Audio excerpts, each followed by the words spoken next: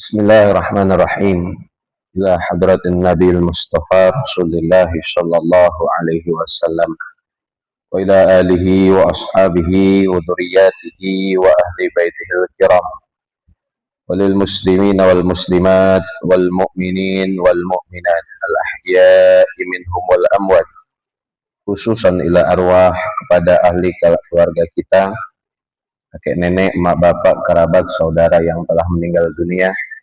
Mudah-mudahan Allah Ta'ala mengampunkan dosa-dosa mereka, meninggikan derajat mereka, dan meringankan hisab mereka.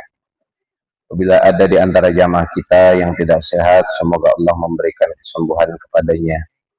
Dan mudah-mudahan Allah Ta'ala mengabulkan hajat keinginan kita, dimudahkan dalam segala urusan, istiqomah dalam kebaikan.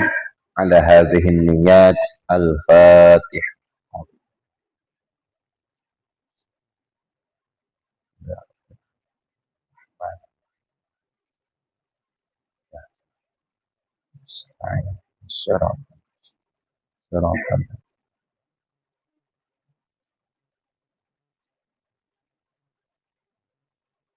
Assalamualaikum warahmatullahi wabarakatuh.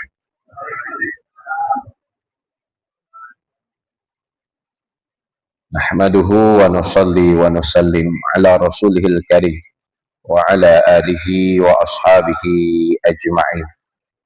Subhanaka la ilma lana illa ma 'allamtana innaka antal alimul hakim. Wala hawla wala quwwata illa billahil aliyyil azim. Amma ba'd. Allahumma inna nas'aluka ilman nafi'an wa fahman jayyida wa rizqan halalan tayyiba wa amalan mutaqabbala. Allahumma faqqihna fid din wa 'allimna ta'wil. Allahumma inna na'udzu bika min 'ilmin la yanfa' wa min qalbin la yakhsha wa min nafsin la tashba' wa min 'amalin la yarfa' wa min du'ain la yustajabu laha. Allahumma la sahla illa ma ja'altahu sahla wa anta taj'alul hazna idza syi'ta sahla. Allahumma anfa'na bima 'allamtana wa 'allimna ma yanfa'una wa zidna ilma bi rahmatika ya arhamar rahimin walhamdulillahi rabbil alamin. Para jamaah, Bapak Ibu kaum muslimin sekalian, alhamdulillah di waktu subuh yang penuh dengan keberkahan ini disaksikan amal ibadahnya oleh para malaikat dan dihitung orang-orang yang melaksanakan sholatnya seperti sholat dalam seluruh malam. Kita diperkenankan oleh Allah Ta'ala untuk masih bisa menimba ilmu di sela-sela kesibukan yang ada pada waktu yang bukan hari libur. Allah Subhanahu wa Ta'ala memberikan kita waktu luang yang bermanfaat. Ada dua nikmat yang banyak dilupakan oleh manusia. Rasulullah sallallahu alaihi wasallam bersabda, ni'matani maghbunun fihima katsirun minan nas. Ada dua nikmat di mana manusia banyak melalaikannya, yaitu kesehatan dan waktu luang. Hadis riwayat Bukhari. Salat dan salam juga kita junjung agung, kita baca sebanyak-banyaknya kepada Rasulullah sallallahu alaihi wasallam sebagai tanda cinta kita kepada Allah adalah dengan mengikuti Nabi Muhammad sallallahu alaihi wasallam, mengamalkan sunnah-sunnahnya, dan juga kita mengikuti Rasulullah sallallahu alaihi wasallam secara maksimal, baik yang disabdakan, dilakukan, dan yang menjadi satu anjuran dari Rasulullah SAW untuk diikuti secara umum, maka kita ikuti. Semua itu tidak lain adalah untuk mendapat ridha Allah Ta'ala dan kecintaan Nabi Muhammad serta syafaat beliau di surga kelak. Para jamaah kaum muslimin sekalian, pembahasan kita pada pagi hari ini adalah tentang bermazhab adalah jalan para ulama salaf. Sebagian kita pernah mendengar kata mazhab. Sebagian kita Mungkin yang sudah mendengar kata mazhab itu mempertanyakan, apakah saya harus bermazhab atau tidak? Ataukah saya langsung bisa mengamalkan agama ini melalui Al-Quran dan hadis Nabi Shallallahu Alaihi Wasallam tanpa bermazhab? Dan di dalam setiap ilmu agama bukan hanya fikih, tetapi juga hadis, tafsir, akidah, dan lainnya, nanti akan berkaitan apakah di dalam ilmu-ilmu tersebut terpengaruh oleh mazhab atau tidak. Para jamaah kaum muslimin, Bapak Ibu sekalian, yang pertama, kalau ditanya apa itu mazhab, maka para ulama menjelaskan mazhab secara bahasa adalah ismun limakani lihat, itu tempat kembali atau tempat pergi. Dan definisi mazhab itu adalah madhahaba ilaihi minal ahkam fil masail, aliran pemikiran hukum fikih yang dibangun berdasarkan dalil dari para ulama. Sekali lagi, mazhab itu definisinya adalah aliran ilmu fikih yang dibangun berdasarkan dalil oleh para ulama. Maka ketika kita bertanya apakah kita harus bermazhab, Nabi Shallallahu Alaihi Wasallam bersabda dalam hadis yang diriwayatkan oleh Imam Malik dan juga Al-Baihaqi, taraktu fikum amrain lan tadillu in tamassaktum bihima, kitaballah wa sunnata rasuli. Beliau bersabda, aku telah meninggalkan kepada kalian dua perkara yang jika kalian berpegang dengannya, kalian tidak akan tersesat, yaitu Al-Quran dan hadis Rasulullah Sallallahu Alaihi Wasallam. Jadi di dalam ilmu syariat ada 4 sumber hukum yang disepakati. Dari sumber-sumber hukum itulah semua keluar penjelasan agama ini, yaitu tidak terlepas dari Al-Quran, hadis, ijma, dan qiyas. Bapak Ibu para jamaah kaum muslimin sekalian, maka sebenarnya kita harus kembali kepada Al-Quran dan hadis. Hanya saja bagaimana cara kembali kepada Al-Quran dan hadis itu, ini juga menjadi satu pertimbangan. Karena kalau tidak diberitahukan caranya untuk kembali kepada Al-Quran dan hadis, maka akan banyak sekali orang yang menafsirkan Al-Quran dan hadis sesuai akal pikirannya, dan akan berseliweran di sekitar kita fatwa-fatwa atau pendapat-pendapat yang aneh dari agama ini. Karena tidak setiap orang mampu memahami Al-Quran dan hadis Nabi Shallallahu Alaihi Wasallam dengan benar, seperti yang diperintahkan Nabi. Nabi kan suruh kita kembali kepada Al-Quran dan hadis. Tetapi tidak setiap orang bisa memahami Al-Quran dan hadis dengan benar. Karena itu umat Islam, kita semua diperintahkan untuk belajar bagaimana bisa kembali kepada Al-Quran dan hadis dengan pemahaman yang benar, tidak lain adalah mengikuti ahlinya. Ya, seperti sekarang ini, yang ingin menjadi pakar hukum, maka dia mengambil kuliah jurusan hukum. Yang ingin pintar menghitung, maka dia mengambil jurusan akuntansi. Yang ingin mengetahui ilmu kesehatan, maka dia mengambil jurusan kedokteran. Dan setiap jurusan itu ada pencetusnya. Ada yang mencetuskan hukum dari puluhan bahkan ratusan tahun yang lalu, dan itu yang menjadi rujukan. Ada yang mencetuskan ilmu kedokteran, dan bagi juga ilmu akuntansi dan lainnya, dan itu yang menjadi rujukannya. Maka ketika kita diperintahkan untuk belajar kepada ahlinya, maka kita merujuk kepada ulama-ulama yang kompeten. Jadi Allah Ta'ala berfirman, fas'alu ahla dzikri in kuntum la ta'lam. Bertanyalah kepada ahlinya jika kalian tidak mengetahui.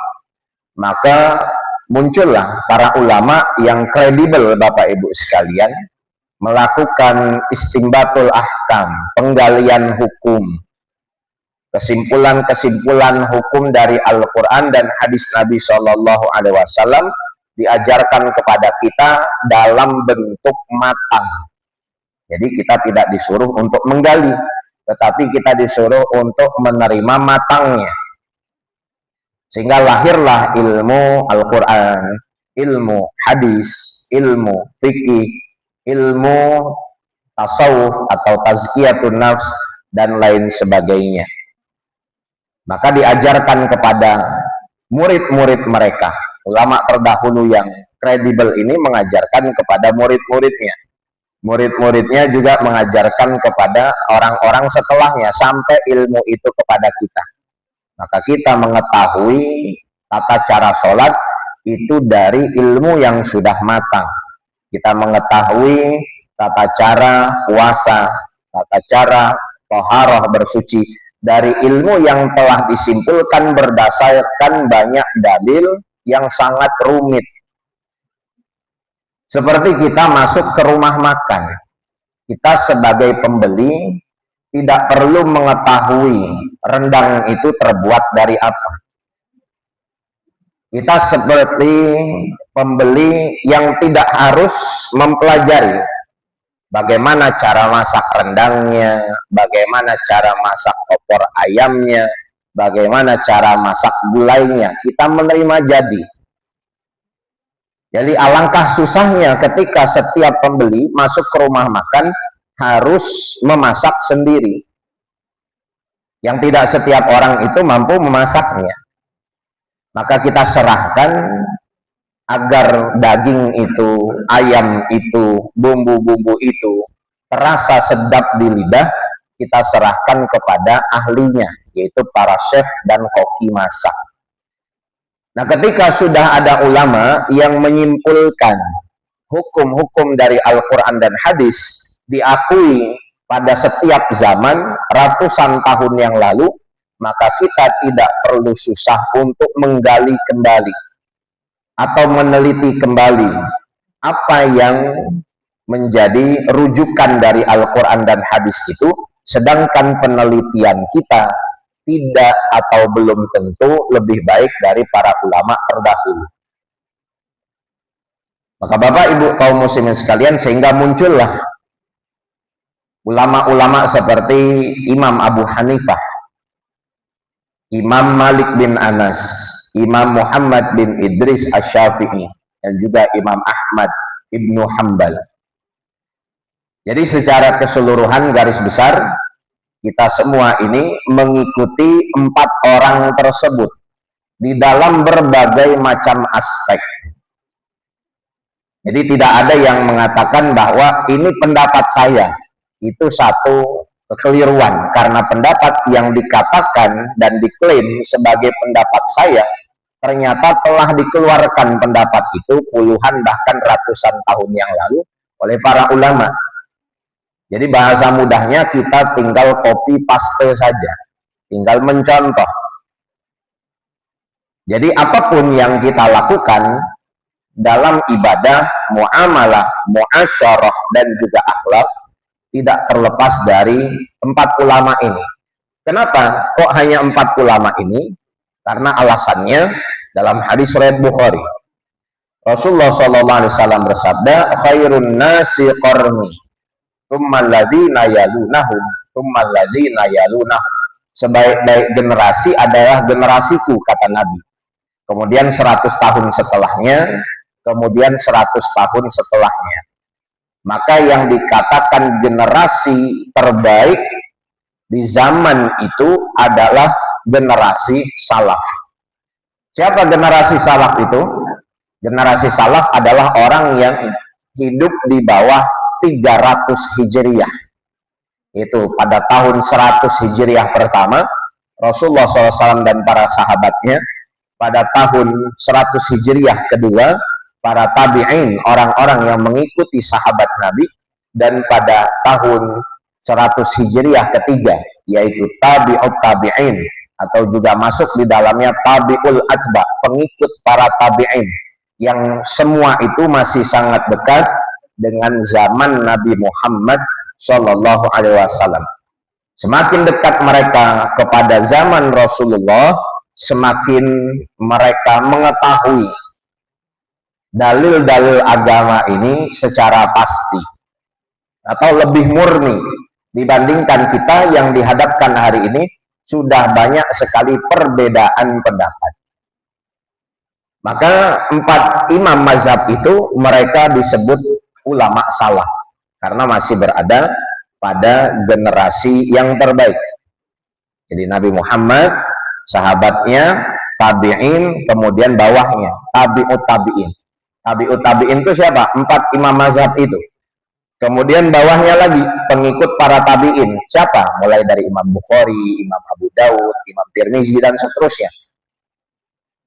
Jadi para jamaah Bapak Ibu sekalian, sebenarnya apa yang kita lakukan dan kita amalkan itu otomatis kembali kepada Al-Quran dan hadis, tapi bukan melalui pemahaman kita.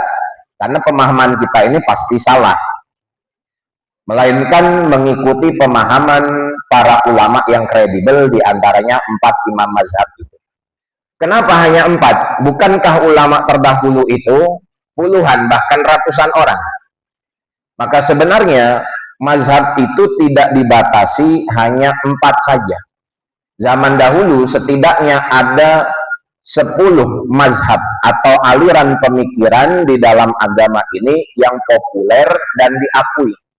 Selain 4 mazhab itu, ada juga mazhab Imam Abu Daud Az-Zahiri, ada mazhab Imam Ishaq ibn Rahuyah, ada mazhab Imam Lais bin Sa'ad, ada mazhab yang lain. Tetapi murid-murid mereka tidak mendokumentasikan atau tidak mencatat ilmu gurunya, sehingga sampai hari ini tidak bisa dikatakan selain mazhab yang 4 itu memiliki data yang valid. Ya seperti kita lah, ngajinya nguping aja Bapak Ibu. Jadi setelah ini mungkin apa yang disampaikan ke orang rumahnya, apa yang disampaikan ke suaminya atau istrinya, nanti diceritakan ke teman-temannya, datanya semakin berkurang.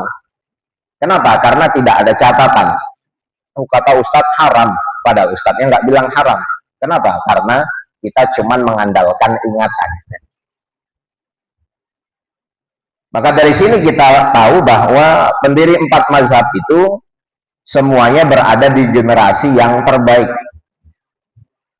Jadi di zaman kita ini masih ada orang yang belum paham bahwa ilmu fikih itu penting. Bahkan banyak orang yang menolak untuk mengikuti 4 ulama ini atau imam mazhab ini dengan alasan langsung kembali kepada Al-Quran dan hadis. Jadi kalau tidak dibatasi pemikiran dalam agama itu dengan orang-orang yang kredibel, pasti kita akan kebingungan. Sekarang pun kita sudah bingung karena banyaknya pendapat, apalagi kalau setiap orang boleh langsung menggali dari Al-Quran dan hadis hanya bermodalkan terjemahan ataupun bahasa Arab seadanya, tidak menguasai ilmu setiap cabang dalam Al-Quran dan hadis secara sempurna. Maka Bapak Ibu para jamaah kaum muslimin sekalian, dari sini poin yang pertama, ketika ditanya apakah kita wajib bermazhab, maka jawabannya 2. Bermazhab itu tidak wajib bagi orang yang sudah sampai ke ranah mujtahid. Mujtahid itu siapa? Ya keempat imam mazhab ini, yang langsung bisa menggali hukum dari Al-Quran dan hadis tanpa mengikuti pendapat siapapun, karena merekalah yang menyimpulkan hukum itu dari Al-Quran dan hadis dengan perangkat-perangkat ilmu yang mereka miliki. Yang kedua, wajib bermazhab bagi siapa? bagi setiap orang yang tidak sampai ke derajat mujtahid. Kalau bahasa mudahnya sekarang, hanya profesor yang bisa membuat penelitian, anak SD nggak bisa. Maka kita wajib bermazhab karena kita bukan mujtahid. Ustadz kita juga bukan mujtahid. Guru-guru ustadz kita juga bukan mujtahid. Ataupun kitab pegangan ustadz kita juga bukan mujtahid. Walaupun dia hafiz Quran, hafal 1000-2000 hadis, atau kuliahnya sampai S5, dia bukan mujtahid. Jadi kapasitas seorang mujtahid itu sangat sulit. Bahkan Imam An-Nawawi mengatakan pada zamannya, pada tahun 600 atau 700 Hijriah, Imam Nawawi berkata, yang menulis kitab Riyadhus Shalihin, hampir tidak saya temukan hari ini seorang yang layak menjadi mujtahid. Dan ulama-ulama terdahulu setelah 4 imam mazhab ini semuanya mengikuti mazhab. Tidak ada yang membuat mazhab yang baru. Contohnya seperti Imam Al-Bukhari, Imam At-Tirmizi, Imam Muslim, Imam Ibnu Majah. Ini ulama-ulama dalam bidang hadis yang mengikuti mazhab. Apa mazhab mereka? Mazhab Syafi'i. Ada Imam Ibnu Hajar Al-Asqalani, ada Imam An-Nawawi, ada Imam Ibnu Katsir yang sangat pakar tafsir dan diikuti, dipelajari tafsir Ibnu Katsir itu di seluruh dunia. Dan mereka pun bermazhab. Mazhab yang diikuti adalah juga mazhab Syafi'i. Ada juga Imam Abu Lais As-Samarqandi yang mengikuti mazhab Hanafi. Imam Az-Zarnuji yang menulis kitab adab, etika dalam menuntut ilmu, basic pada setiap pembelajaran anak di awal pesantren, itu mengikuti mazhab Hanafi. Kemudian dalam mazhab Hambali pun ada yang mengikuti, dalam mazhab Maliki pun ada yang mengikuti. Tidak ada satu ulama pun yang namanya itu harum, sudah ratusan bahkan ribuan tahun yang lalu, mengatakan ini pendapat saya, atau saya tidak mengikuti mazhab manapun. Pasti mereka itu akan nginduk kepada mazhab yang telah dibangun di antara salah satu yang 4 ini. Jadi apalagi kita, kalau kita mengatakan kita langsung kembali ke Al-Quran dan hadis, maka derajat kita sama dengan 4 imam mazhab ini. Nah, dalil-dalil tentang mazhab yang pertama dalam surah Al-Imran ayat 103. Allah Ta'ala berfirman, wa'tasimu bihablillahi jami'an wa la tafarraqu. Dan berpeganglah kamu semua kepada agamanya Allah. Maksud tali Allah itu agama. Secara keseluruhan dan janganlah kalian berpecah belah. Nah, talinya Allah itu adalah agama. Dan agama itu dibangun berdasarkan dalil. Di antaranya Al-Quran. Maka semua imam mazhab ini pasti berpegang kepada Al-Quran. Kemudian Bapak Ibu para jamaah kaum muslimin sekalian, yang selanjutnya juga dalam hadis yang diriwayatkan oleh Imam Al-Baihaqi, Rasulullah SAW bersabda, ashabi kan nujum bi ayyihim ihtadaitum ihtadaitum. Sahabat-sahabatku seperti bintang-bintang di langit. Yang manapun yang kalian ikuti, kalian akan dapat petunjuk. Nah, adakah dari 4 imam mazhab ini yang tidak mengikuti sahabat Nabi? Jawabannya, mereka semua mengikuti sahabat Nabi. Jadi semuanya mengambil dalil dari sahabat Nabi. Siapakah sahabat Nabi? Orang-orang yang bertemu dengan Rasulullah SAW, beriman kepadanya, dan wafat dalam keadaan iman. Itu definisi sahabat Nabi. Karena ada orang juga yang bertemu Rasulullah tapi tidak beriman. Abu Jahal, Abu Lahab, itu bukan sahabat Nabi. Atau ada orang yang beriman dengan Rasulullah tapi tidak bertemu, itu bukan sahabat Nabi. Contohnya kita. Jadi Bapak Ibu sekalian, ini yang menjadi satu kewajiban kita dalam mazhab. Dan mazhab ini kaitannya bukan hanya dalam ilmu fikih, tetapi juga dalam ilmu hadis, tafsir, tauhid, itu tidak terlepas dari mazhab. Kenapa? Karena pengarang setiap ilmu itu pun orang-orang yang bermazhab. Maka pemahaman dalam ilmu hadis, ilmu fikih, ilmu tauhid, dan lainnya tidak terlepas dari mazhab pemikiran sang penulis. Seperti Imam Ibnu Katsir yang lebih condong kepada mazhab Syafi'i. Seperti Imam Badruddin Al-Aini yang menulis penjelasan hadis Bukhari lebih condong kepada mazhab Hanafi, dan seterusnya. Ini yang pertama. Kemudian yang kedua, kita ketahui dalam pendapat lain tentang kesimpulan mazhab yang disepakati. Ya, pada dasarnya mazhab yang disepakati ini 4. Kalau misalnya ada 5, seperti ada satu buku terjemah, ada buku terjemah bapak-bapak ngasih tahu ke saya, dia mengatakan mulia dengan mazhab kelima. Mazhab kelima ini tidak akan tercipta dan tidak akan diakui karena belum ada riset penelitiannya, dan pasti mazhab kelima ini orangnya jauh di bawah derajat para ulama yang disebutkan tadi. Jadi yang disepakati hanya 4. Apakah wajib mengikuti satu mazhab atau boleh mencampurkan antara mazhab-mazhab ini? Ini pembelajaran kita yang kedua.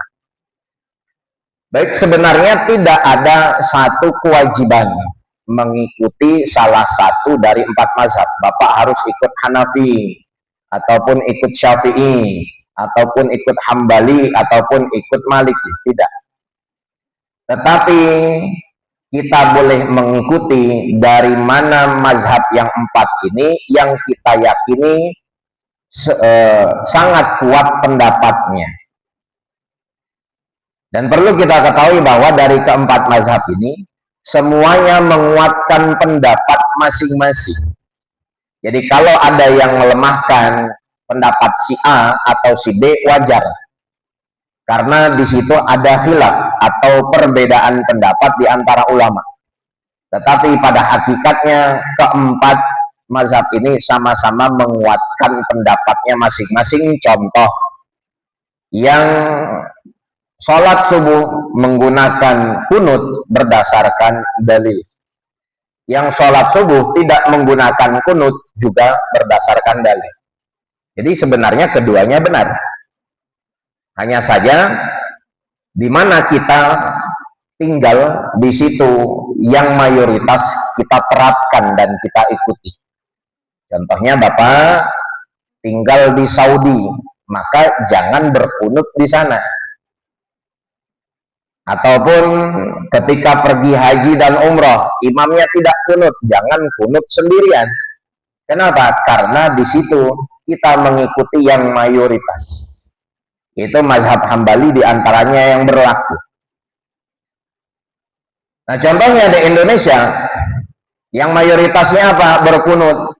Maka silahkan baca kunutnya. Untuk apa? Mengamalkan sunnah Nabi Shallallahu Alaihi Wasallam. Karena dalam hadis yang diriwayatkan oleh Anas bin Malik radhiyallahu taala anhu, ia berkata, "Mazala Rasulullah Shallallahu Alaihi Wasallam yaqnutu fil fajri hatta faraqad dunya." Tidaklah Nabi Muhammad SAW membaca doa kunut pada sholat subuhnya sehingga beliau wafat. Ini dalil yang diambil dalam mazhab Syafi'i. Contoh yang lain, ada azan Jumat 2 kali, ya Pak. Ada azan Jumat sekali. Sebenarnya kedua-duanya sama-sama kuat dan masih dalam satu hadis yang sama, yaitu hadis yang diriwayatkan oleh Imam Bukhari, di mana pada zaman Rasulullah SAW, Abu Bakar dan Umar azan Jumat itu dikumandangkan sekali. Tetapi masuk ke zaman kepemimpinan Utsman bin Affan hingga hari ini, sebagaimana penjelasan Al-Imam Ibnu Hajar Al-Asqalani dalam Fathul Bari, itu azan Jumat dikumandangkan 2 kali. Tujuannya adalah agar orang-orang yang datang sholat lebih mempersiapkan diri dan lebih maksimal. Azan Jumat baik di Indonesia ataupun di Arab Saudi, Mekah, Madinah terutama, itu azan Jumatnya 2 kali. Jadi azan, Bapak Ibu sekalian, dalam sholat 5 waktu yang dikumandangkan 2 kali adalah pada 2 waktu. Yang pertama di waktu subuh, yang kedua di waktu Jumat. Hanya saja perbedaannya di waktu Jumat ini, kalau di Madinah itu azan Jumat yang pertama dikumandangkan sebelum masuk waktu, dan azan Jumat yang kedua dikumandangkan ketika masuk waktu. Berbeda dengan di kita yang mengikuti pemahaman mazhab Syafi'i, azan Jumat yang pertama dikumandangkan sudah masuk waktu. Dan sebenarnya keduanya sama-sama dilandasi dalil yang kuat.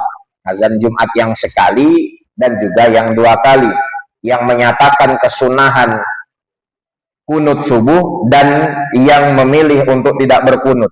Maka ketika ilmu yang luas ini dipersempit dan kita mengatakan yang kunut itu tidak benar, dan kita mengatakan yang azan Jumat 2 kali itu sesat, maka ini perlu dipertanyakan kapasitas keilmuannya.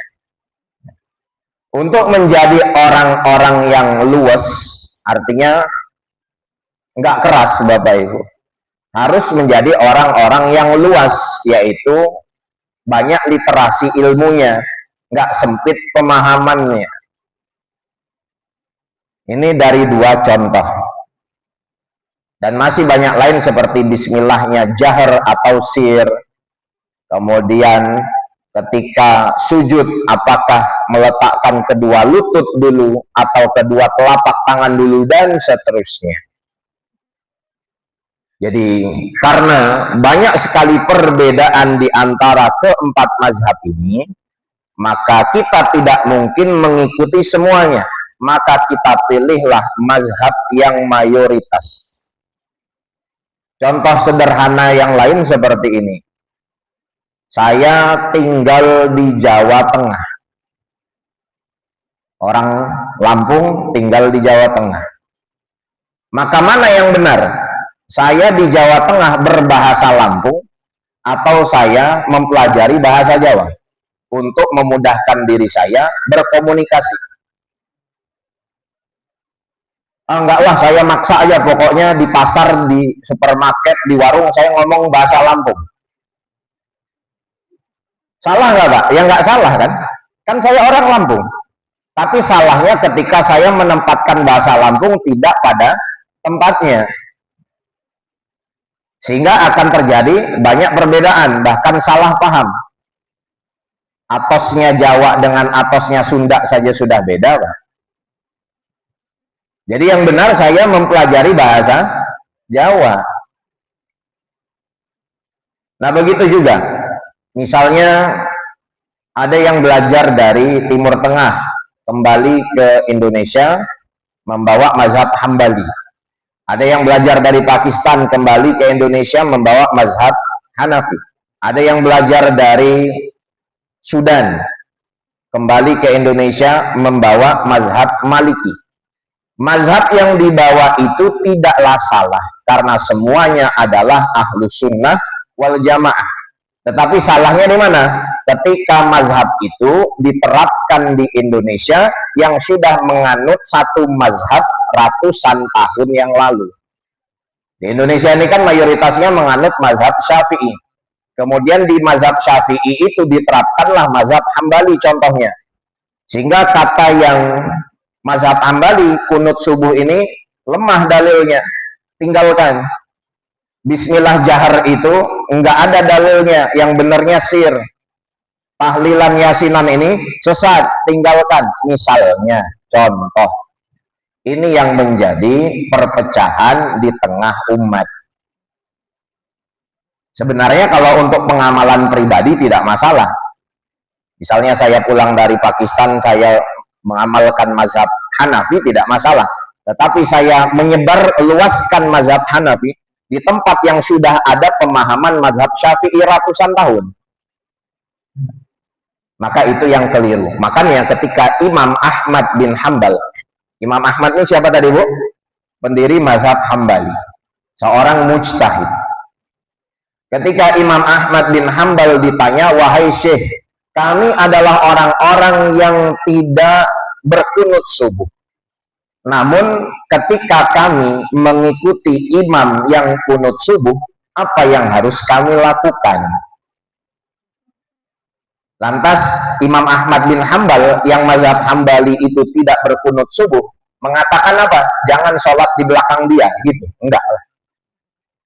Maka Imam Ahmad bin Hambal mengatakan, ketika imammu berkunut subuh, angkat tanganmu, ucapkan amin.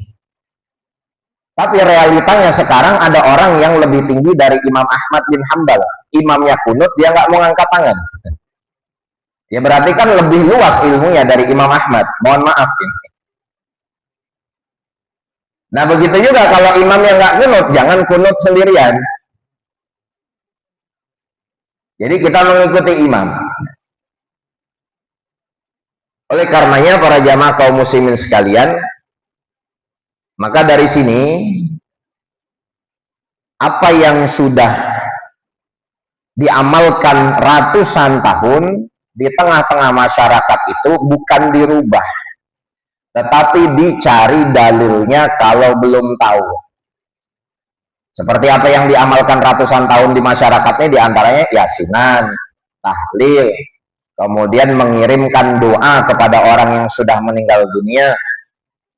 Kalau dalam sholat ya kunutnya, kemudian azan Jumat 2 kalinya, kemudian bacaan sholawat di antara 2 rakaat sholat tarawih. Kan ada masjid yang kalau tarawih itu antara setelah 2 rakaat ya diam aja kan. Kalau kita kan biasanya baca Al-Khalifatul Ula Amirul Mukminin. Nah ini kan dalilnya apa? Itu yang perlu kita cari, bukan malah disalahkan.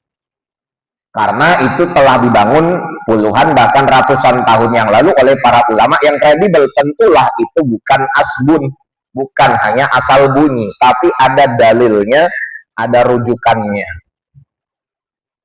Di antaranya itu juga terpengaruh oleh budaya. Jadi dulu banyak Syiah yang masuk ke Indonesia, Bapak Ibu sekalian.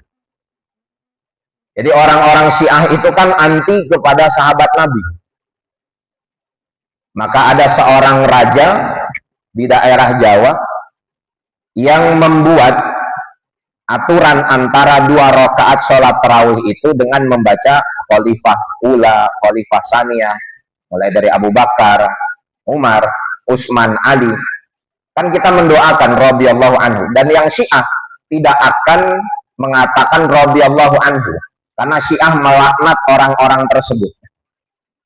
Sehingga ketahuan nih, mana yang aliran ahlu sunnah, mana yang sesat pada zaman itu.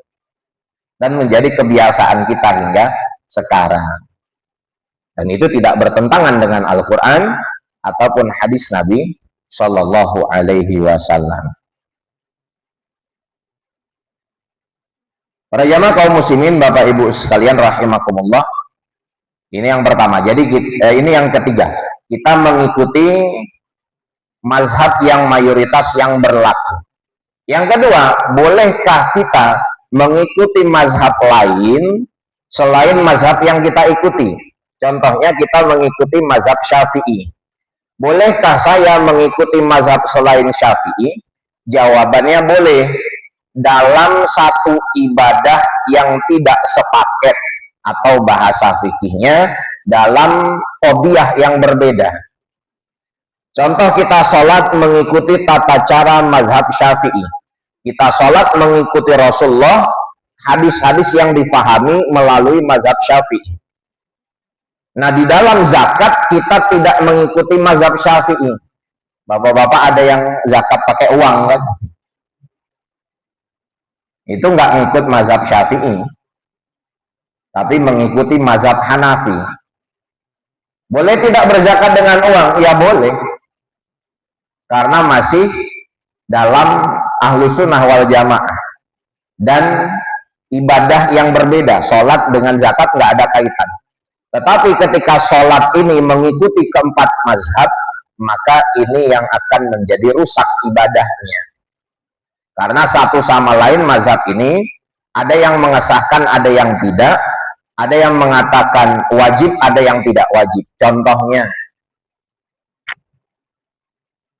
Bapak Ibu wudu mengikuti cara mazhab Hanafi. Mazhab Hanafi itu kan kalau bersentuhan laki-laki perempuan tidak membatalkan wudu. Kemudian setelah wudu mengikuti mazhab Hanafi, sholatnya mengikuti mazhab Syafi'i. Basmalahnya jahar, ada kunutnya. Sedangkan mazhab Syafi'i mengatakan bahwa bersentuhan laki-laki dan perempuan membatalkan wudu, sehingga amal ibadah ini tidak bisa dipertanggungjawabkan. Jadi di dalam mazhab Hanafi salah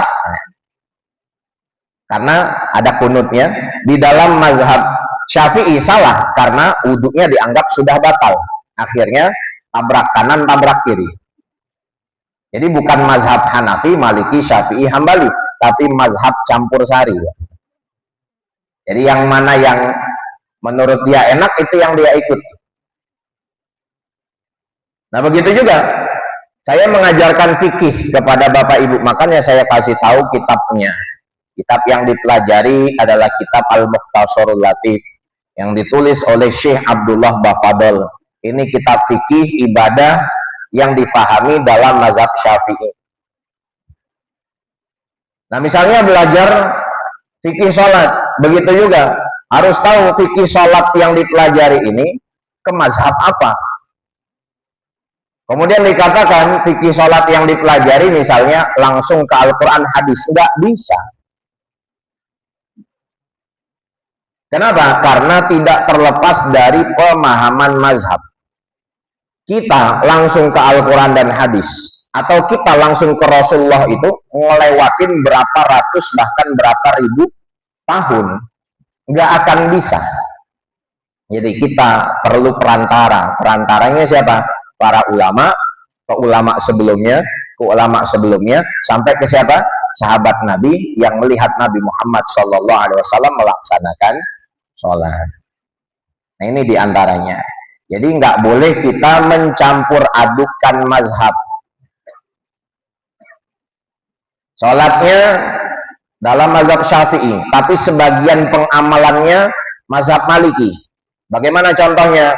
Sholatnya bismillahnya jahar, tapi pas tahiyat jarinya goyang-goyang. Nah ini mencampur adukan mazhab. Sedangkan dalam mazhab Syafi'i menggoyang-goyangkan anggota tubuh tanpa uzur itu bisa membatalkan sholat. Bahkan kalau gerakan kecil seperti jari tadi makruh hukumnya, mengurangi kesempurnaan sholat. Jadi kalau mazhab Maliki dari awal Maliki, kalau Hambali dari awal Hambali, kalau mau Syafi'i dari awal Syafi'i, jangan dicampur-campur. Makanya ini yang masih dijaga di Malaysia, Brunei. Jadi di Malaysia itu dari ujung ke ujungnya sholatnya sama, nggak akan ada berbeda, serempak. Di Brunei pun begitu, serempak. Kenapa dijaga dan dijadikan satu mazhab sebagai mazhab acuan satu negara, yaitu Syafi'i diantaranya? Karena untuk menghindari perpecahan di antara masyarakat. Sekarang kan yang terjadi seperti itu kan?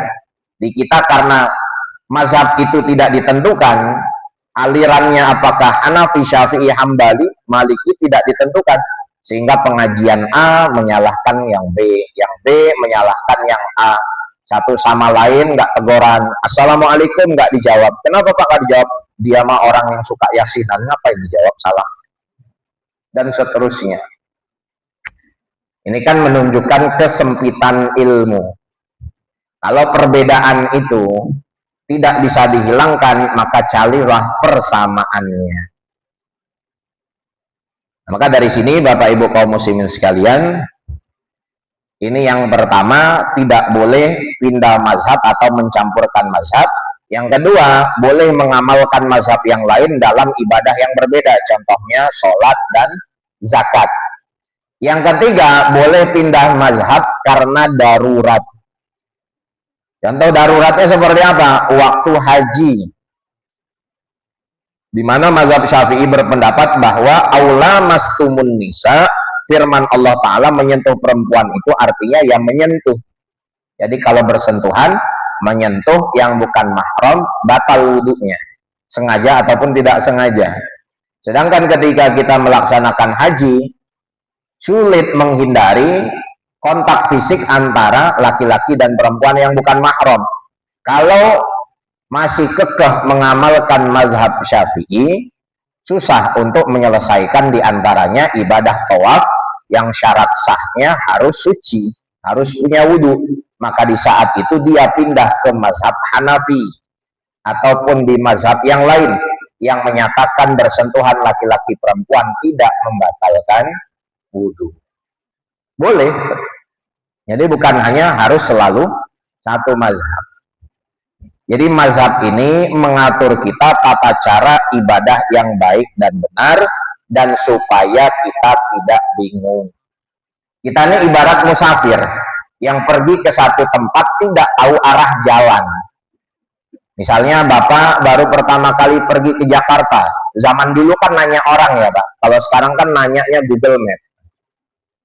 Zaman dulu nanya orang, Pak, jalan ke Monas lewat mana? Bapak itu bilang, lurus, nanti perempatan belok kiri.